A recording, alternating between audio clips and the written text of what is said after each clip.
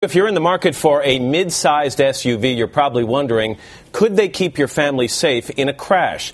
Well, today, a leading consumer safety group has some answers. Here's NBC's Tom Costello. They're at it again.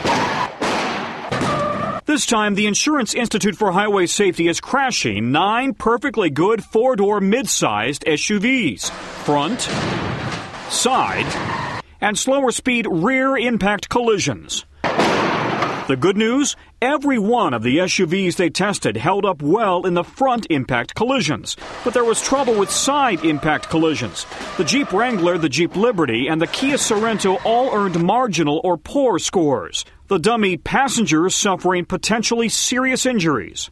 Each one of these dummies costs $250,000. Sensors in the chest, in the legs, in the head, and in the neck that measure the torque and the injuries that a human might sustain. In our test, there was far too much intrusion into the occupant compartment, and that led to high risk of injury in the torso and the pelvis. Surprising, since these SUVs all sit higher off the ground, which should make it easier to protect against side impact collisions. Jeep tells NBC News the Wrangler was tested without the optional side airbags. But there was also trouble with rear impact collisions, the most common accident. The rear impact tests are conducted with the headrest in the middle position.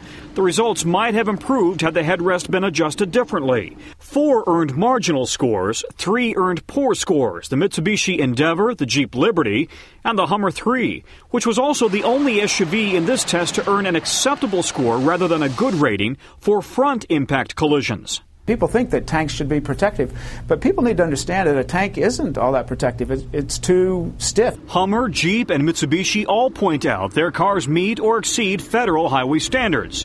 Finally, the overall top safety pick, the Nissan Murano. It had good ratings for frontal crash protection, side protection, rear protection. Good ratings all the way around. Added protection for the accident you hope never happens.